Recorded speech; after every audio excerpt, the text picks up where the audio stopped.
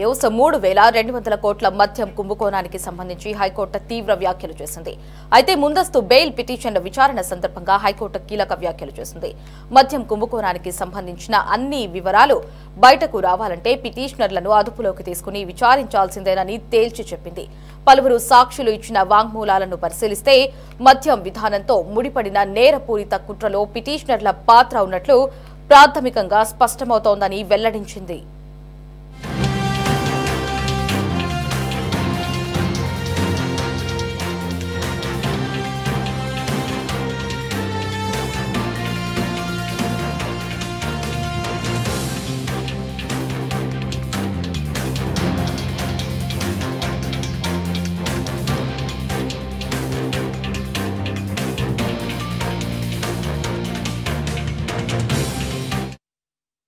మద్యం కుంభకోణం కేసు నిందితులు మాజీ ముఖ్యమంత్రి జగన్ కు అప్పటి కార్యదర్శి Dhananjaya Reddy, OSD Krishnamohan Reddy, Bharathi cements director Balaji గోవిందప్పకు ముందస్తు బెయిల్ మంజూరు చేసేందుకు హైకోర్టు నిరాకరిస్తూ పిటిషన్లను కొట్టివేసింది.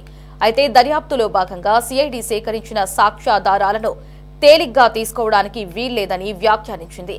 ఇప్పటి వరకు సేకరించిన ఆధారాలను పిటిషనర్ల ముందు ఉంచి మద్యం విధానాన్ని తీసుకురావడంలో ఉన్న కుట్ర కోణాన్ని వెలికి తీసేందుకు వారిని విచారించాల్సిన అవసరం ఉందని తెలిపింది.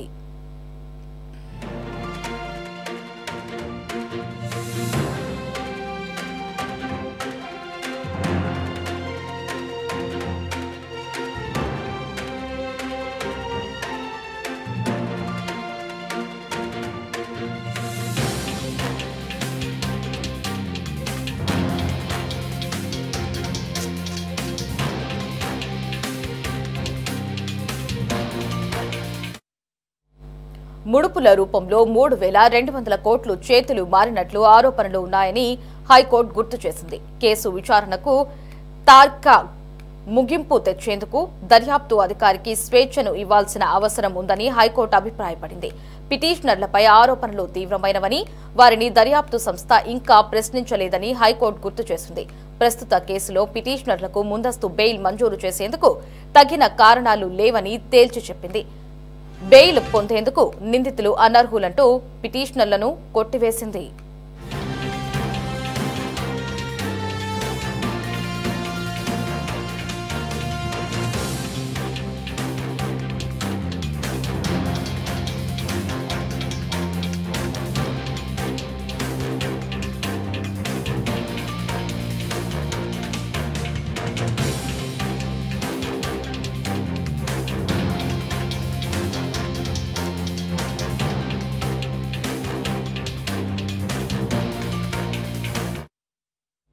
నిజానికి మద్యం కుంభకోణం కేసులో ధనంజయ రెడ్డి, కృష్ణమోహన్ రెడ్డి, గోవిందప్ప ముందస్తు బెయిల్ కోసం హైకోర్టును ఆశ్రయించారు.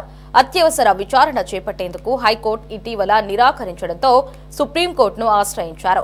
విచారణ జరిపిన సుప్రీంకోర్టు బెయిల్ పిటిషన్లు తేల్చాలని హైకోర్టుకు సూచించింది.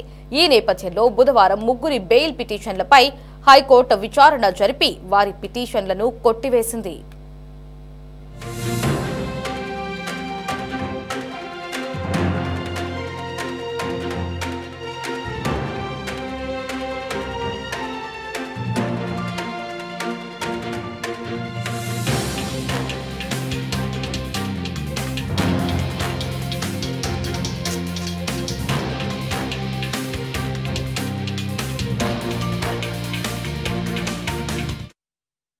పిటిషనర్ల తరపున సీనియర్ న్యాయవాదులు వికాస్ సింగ్, నాగముత్తు, సిద్ధార్థ దవే వాదనలు వినిపించారు.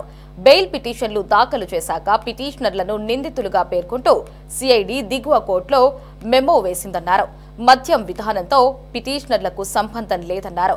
మద్యం కొనుగోళ్లు ఇండెంట్లకు మాన్యువల్ విధానంలో చేపట్టాలనేది అప్పటి ప్రభుత్వ నిర్ణయమని తెలిపారు. పిటిషనర్లు ముడుపులు తీసుకున్నారనేందుకు ఎలాంటి ఆధారాలు లేవన్నారు. మాజీ ముఖ్యమంత్రి కుటుంబ సభ్యులకు వాటాలు ఉన్న భారతీ సిమెంట్స్ లో డైరెక్టర్ గా ఉన్న గోవిందప్పను నిందితుడిగా చేర్చారన్నారు. పిటిషనర్లు దర్యాప్తునకు సహకరిస్తారని, ముందస్తు బెయిల్ మంజూరు చేయాలని కోరారు.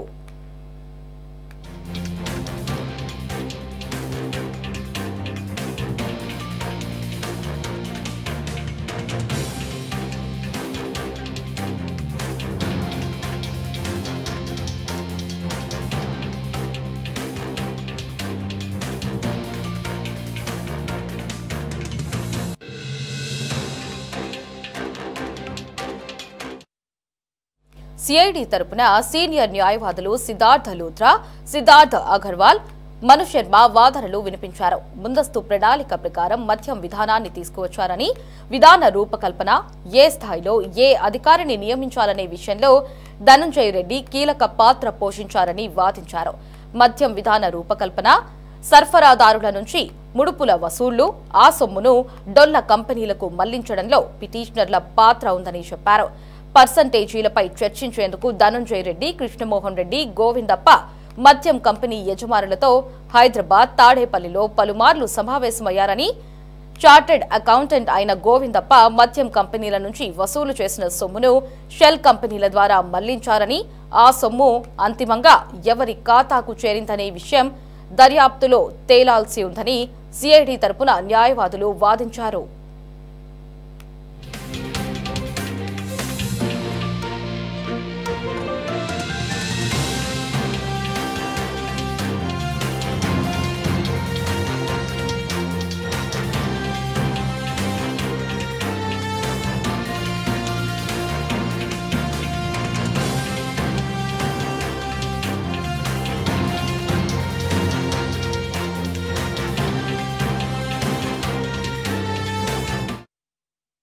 కృష్ణమోహన్ రెడ్డి, గోవిందప్పకు తమ స్వహస్తాలతో ముడుపులు ఇచ్చినట్లు పలువురు వాంగ్మూలం ఇచ్చారని సిఐడి తరపున న్యాయవాదులు వివరించారు.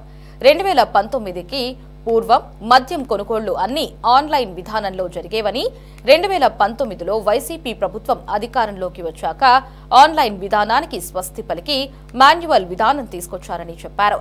లంచాలు ఇచ్చిన డిస్టిలరీలకే మద్యం ఆర్డర్లు ఇచ్చారని, డిస్టిలరీల యజమానులను బెదిరించి తప్పుకునేలా చేశారని వాదించారు.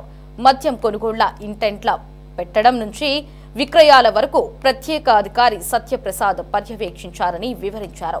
ప్రభుత్వ పెద్దల సూచనలతో ప్రతిరోజు మద్యం డిపో మేనేజర్లకు వాట్సాప్ కాల్ చేసి ఏ బ్రాండ్ మద్యం ఎంత ఇంటెంట్ పెట్టాలో సూచనలు చేసేవారని చెప్పారు.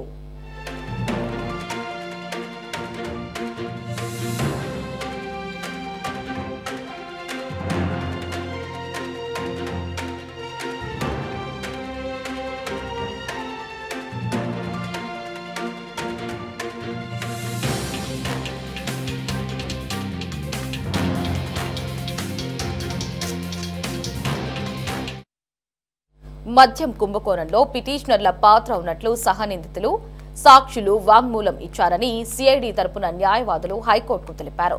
3,200 కోట్లు ముడుపులుగా తీసుకున్నారని విచారణలో తేలిందని, సొమ్మును ఎక్కడికి మళ్లించారో తేల్చేందుకు కస్టోడియల్ ఇంటరాగేషన్ అవసరమని వాదించారు. వీరికి బెయిలిస్తే విదేశాలకు పారిపోయే ప్రమాదం ఉందన్న సిఐడి తరపున న్యాయవాదులు బెయిల్ పిటిషన్లను కొట్టివేయాలని కోరారు. చివరికి సిఐడి తరపు న్యాయవాదుల వాదనలతో ఏకీభవించిన న్యాయమూర్తి బెయిల్ పిటిషన్లను కొట్టివేస్తూ తీర్పు ఇచ్చింది. మద్యం కుంభకోణానికి సంబంధించిన అన్ని వివరాలు బయటకు రావాలంటే పిటిషనర్లను అదుపులోకి తీసుకుని విచారించాల్సిందేనని హైకోర్టు తేల్చి చెప్పింది.